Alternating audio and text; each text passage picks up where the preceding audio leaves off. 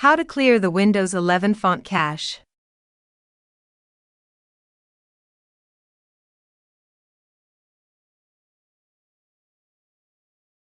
To clear the font cache, first, you need to find the Services app by searching for it in Windows Search. Once found, open the Services app. Under Services, Local, find Windows Font Cache Service.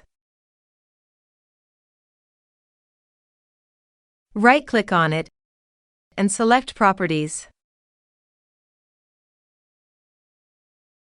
In the Startup type, select Disabled, then click Stop to disable the service.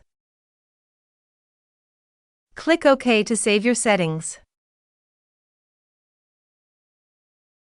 Open File Explorer and go to the main local disk C, then go to Windows, Services Profile, Local Service. And if you're prompted, just click Continue. Click the View button up top, then hover over Show to expand its submenu, and then click to see hidden items. Go to App Data, and if you're prompted, just click Continue. Select Local, and if you're prompted again, just click Continue. Open the Font Cache folder. Select all files except the font folder, and delete all of them. For the files that are in use, just skip them.